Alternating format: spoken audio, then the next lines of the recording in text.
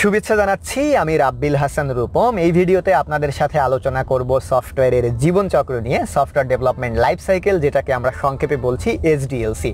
তো যারা আমরা সফটওয়্যার ডেভেলপার আছি, সফটওয়্যার ইঞ্জিনিয়ার আছি, বিভিন্ন প্রজেক্টে কাজ করছি, তাদেরকে অবশ্যই সফটওয়্যার ডেভেলপমেন্ট লাইফ সাইকেলের যে প্রসেসটা, যে গাইডলাইনটা, সেই গাইডলাইনটা ফলো করেই কিন্তু আমাদেরকে কাজ করতে হবে। আমরা যদি গাইডলাইন ফলো না করে কাজ করি তাহলে দেখা যাবে প্রজেক্টের মধ্যে হযবরল একটা পরিস্থিতি কিন্তু তৈরি হয়ে যাবে। তো আপনি যদি হযবরল পরিস্থিতিগুলোকে মিনিমাইজ করে একটা কোয়ালিটি প্রোডাক্ট তৈরি করতে চান, সেক্ষেত্রে অবশ্যই কিন্তু আপনাকে এসডিএলসি অর্থাৎ সফটওয়্যার ডেভেলপমেন্ট লাইফ সাইকেলের যে গাইডলাইনগুলো আছে সেই গাইডলাইনগুলো ফলো করতে হবে। তো এসডিএলসির মধ্যে আবার অনেকগুলো স্টেপ আছে, বিভিন্ন স্টেপে কিন্তু পুরো সফটওয়্যারের জীবনচক্রটা কমপ্লিট হয়। তার মধ্যে প্রথম স্টেপ যেটা, সেটা হচ্ছে রিকোয়ারমেন্ট অ্যানালাইসিস। দেন রিকোয়ারমেন্ট অ্যানালাইসিসের পরে সেকেন্ড স্টেপ হচ্ছে ডিজাইন, থার্ড স্টেপ হচ্ছে ইমপ্লিমেন্টেশন বা কোডিং, দেন ফোর্থ স্টেপ হচ্ছে টেস্টিং, ফিফথ স্টেপ হচ্ছে ডেপ্লয়মেন্ট এবং ফাইনালি 6 নম্বর স্টেপ যেটা, সেটা হচ্ছে মেইনটেনেন্স। তো প্রথমে আসুন রিকোয়ারমেন্ট অ্যানালাইসিস যে স্টেপটা আছে সেই স্টেপটা নিয়ে আলোচনা করা যাক।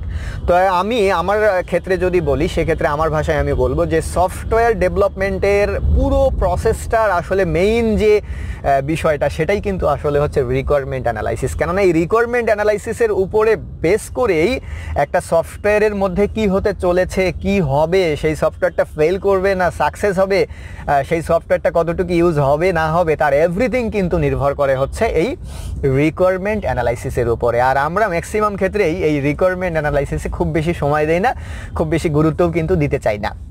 তো রিকোয়ারমেন্ট অ্যানালাইসিসে কি হয়, রিকোয়ারমেন্ট অ্যানালাইসিসে আপনি একটা বিজনেসের জন্য যখন সফটওয়্যারটা তৈরি করছেন, ওই বিজনেস ওই সফটওয়্যারটাকে কেন ব্যবহার করবে, কিভাবে ব্যবহার করবে, ওই বিজনেসের কি কি ফাংশনালিটি আপনার সফটওয়্যারের মধ্যে আসবে, সেটা থেকে ওই বিজনেস উপকৃত হবে কি না, আপনার সফটওয়্যারের ইনপুট কি হবে, আউটপুট কি হবে, এই পুরো বিষয়গুলো অ্যানালাইসিস করার কাজটাই হয় হচ্ছে রিকোয়ারমেন্ট অ্যানালাইসিস ধাপে।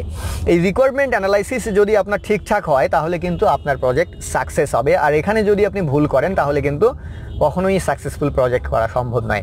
তো এই জন্যই কিন্তু রিকোয়ারমেন্ট অ্যানালাইসিসের উপরে আমি বেশি বেশি গুরুত্ব দিচ্ছি। এরকম অনেক ব্যবসা প্রতিষ্ঠান আছে বাংলাদেশে যারা এখনও সফটওয়্যার ব্যবহার করে না, যাদের জন্য এখনও সফটওয়্যার নেই বা এখনও তারা ডিজিটালাইজ হতে পারেনি। তার মেইন কারণ হচ্ছে এই রিকোয়ারমেন্ট অ্যানালাইসিস। বাংলাদেশে এরকম অনেক বাইং হাউস আছে, সেই বাইং হাউসের রিকোয়ারমেন্ট অ্যানালাইসিস করার মতো পাবলিক নাই। এই কারণে দেখা যাচ্ছে যে সেই বিজনেসটাকে সফটওয়্যারে ইমপ্লিমেন্ট করা বা সফটওয়্যারে ডিজিটালাইজ করা পসিবল হচ্ছে না। তো এই জন্য রিকোয়ারমেন্ট অ্যানালাইসিসের উপরে আমাদেরকে বেশি বেশি গুরুত্ব দিতে হবে। আর রিকোয়ারমেন্ট অ্যানালাইসিস করতে গেলে কিন্তু আপনাকে বিভিন্ন দিকে আপনাকে জানতে হবে, বিভিন্ন দিকে আপনার নলেজ রাখতে হবে। যেরকম ধরুন, আপনি যদি একটা বিজনেসের রিকোয়ারমেন্ট অ্যানালাইসিস করতে যান, তাহলে শুধুমাত্র যদি আপনি কোডিং জানেন তাহলে কিন্তু আপনাকে হবে না। আপনাকে ম্যানেজমেন্ট সম্পর্কে ধারণা রাখতে হবে, আপনাকে অ্যাকাউন্টিং, ফাইন্যান্স, পুরো বিজনেসটা আপনাকে ভালোভাবে বুঝতে হবে, বিজনেসটাকে অন করতে হবে। যতক্ষণ পর্যন্ত না আপনি একটা বিজনেসকে অন করতে পেরেছেন, ততক্ষণ পর্যন্ত ওই বিজনেসের সঙ্গে যায় বা ওই বিজনেসে কোনো একটা প্রভাব ফেলবে এরকম একটা ভালো প্রোডাকশন আপনি তৈরি করতে পারবেন না, ভালো একটা সফটওয়্যার আপনি নিয়ে আসতে পারবেন না। এই জন্য রিকোয়ারমেন্ট অ্যানালাইসিস যে স্টেপটা, এই স্টেপে প্রথমে বিজনেসটাকে ভালোভাবে বুঝতে হবে, বুঝে ওই বিজনেসে কীরকম সফটওয়্যার হলে, সেই সফটওয়্যারে কী কী ফাংশনালিটি থাকলে ওই বিজনেসটা উপকৃত হবে, সেই বিষয়গুলো নিয়ে অ্যানালাইসিস করতে হবে।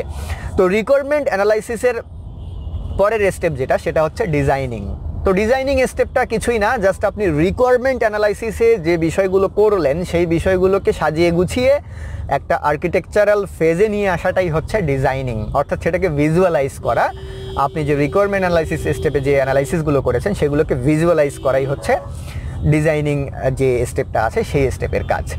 দেন ডিজাইনিং স্টেপটা শেষ হয়ে গেলে দেন কোডিং বা ইমপ্লিমেন্টেশনের যে বিষয়গুলো, সেই বিষয়গুলো আসে, যেটাকে আমরা বলছি সফটওয়্যার ডেভেলপমেন্টের সব থেকে লেন্থি প্রসেস। অর্থাৎ যতগুলো স্টেপ আছে এই সফটওয়্যার ইঞ্জিনিয়ারিংয়ের মধ্যে, সফটওয়্যার ডেভেলপমেন্ট লাইফ সাইকেলের মধ্যে, এই সবগুলো স্টেপের মধ্যে সবথেকে কোডিং স্টেপ যেটা, সেই স্টেপে গিয়ে সবথেকে বেশি এফোর্ট দিতে হয়, বেশি ম্যান পাওয়ারের প্রয়োজন হয় এবং সবথেকে বেশি সময় লাগে হচ্ছে এই কোডিংয়ে গিয়ে। দেন কোডিং যখন আপনার ফিনিশ হয়ে যাবে, দেন কোডিং ফিনিশ হয়ে গেলে ওই সফটওয়্যারটা চলে যাবে হচ্ছে টেস্টিং ফেজে বা টেস্টিং স্টেপে। তো যখন আবার কোডিং করা হয়, কোডিং করার সময় কিন্তু এই রিকোয়ারমেন্ট অ্যানালাইসিস অনুসারে, ডিজাইন অনুসারে এই পুরো সফটওয়্যার প্রজেক্টটাকে আবার বিভিন্ন ইউনিটে ভাগ করে দেওয়া হয়, বিভিন্ন মডিউলে ভাগ করে দেওয়া হয়। মডিউলে ভাগ করেই মেইনলি আসলে বিভিন্ন টিম বিভিন্ন অংশের কোড করে ফাইনালি এই কোডিংয়ের যে স্টেপটি সেই স্টেপটিকে সম্পূর্ণ করে। দেন কোডিং স্টেপ সম্পূর্ণ হয়ে গেলে সেটা চলে যায় হচ্ছে টেস্টিংয়ে। এখন টেস্টিংয়ে এসে আবার কিন্তু বিভিন্ন রকমের টেস্ট হয়। তার মধ্যে প্রথম টেস্ট যেটা আমি বলবো সেটা হচ্ছে যে রিকোয়ারমেন্ট কী ছিল, কোডিং হয়েছে কি, সেটা হচ্ছে ফার্স্ট টেস্ট। প্রথম টেস্টটা কি বললাম যে আমার সফটওয়্যারের রিকোয়ারমেন্টে ছিল কি আর ফাইনালি হয়েছে কি, এটা হচ্ছে আমার ফার্স্ট টেস্ট। এখানেই দেখা যাচ্ছে যে ম্যাক্সিমাম ক্ষেত্রেই বিভিন্ন সমস্যা অ্যারাইজ হয়, যে রিকোয়ারমেন্টে ছিল একরকম, কোডিং করে হয়ে গেছে আরেক রকম। এরকম সমস্যা কিন্তু সবথেকে বেশি ফেস করতে হয়। তো টেস্টিংয়ের শুরুতেই আমাদেরকে এই বিষয়টা দেখতে হবে যে আমি চেয়েছিলাম কি আর হয়েছে কি। দেন তারপরে ফাংশনের ইউনিট টেস্ট আছে, ইন্টিগ্রেশন টেস্ট আছে, সিস্টেম টেস্ট আছে, সিকিউরিটি টেস্ট আছে, ইউজার অ্যাকসেপ্টেন্সি টেস্ট আছে। সবথেকে টেস্টের মধ্যে সবথেকে ইম্পর্টেন্ট যেটা, এটাকে আমি বলবো ইউজার অ্যাকসেপ্টেন্সি টেস্ট। কেননা ইউজার ওই সফটওয়্যারটাকে অ্যাকসেপ্ট করছে কি না সেটা ফাইনালাইজ হয় কিন্তু ইউজার অ্যাকসেপ্টেন্সি টেস্টের মধ্য দিয়ে। দেন ইউজার অ্যাকসেপ্টেন্সি টেস্ট যেটা, এই টেস্টটা কমপ্লিট হয়ে গেলে ওই সফটওয়্যারটা কিন্তু ডিপ্লয় করা হয়। আর একটা সফটওয়্যার যখন ডিপ্লয় করা হয় তখনই কিন্তু সেটা ফাইনালি ডিপ্লয় হয় না। সফটওয়্যারকে যখন ডিপ্লয় করা হয় তখন সেটার একটা বেটা ভার্সন ডিপ্লয় করা হয়। দেন এই বেটা ভার্সনের উপরে আবার বিভিন্ন রকমের এক্সপেরিমেন্ট চলে, ইউজার সেটাকে ইউজ করে সেখানে বিভিন্ন রকমের বাগ ধরা পড়ে, বিভিন্ন সমস্যা আসে, বিভিন্ন নতুন রিকোয়ারমেন্ট আসে। এই জন্য সফটওয়্যার ডিপ্লয় করার পরেই সেটাকে বেটা ভার্সনে রাখা হয়। দেন এই ডিপ্লয় করার পরে বেটা ভার্সনের যে এররগুলো পাওয়া যায়, বাগগুলো পাওয়া যায়, সেগুলো সলভ করে ফাইনালি কিন্তু একটা সফটওয়্যার প্রোডাকশন ভার্সনে যায়। তার আগে কিন্তু সফটওয়্যার কখনোই প্রোডাকশন ভার্সনে যায় না।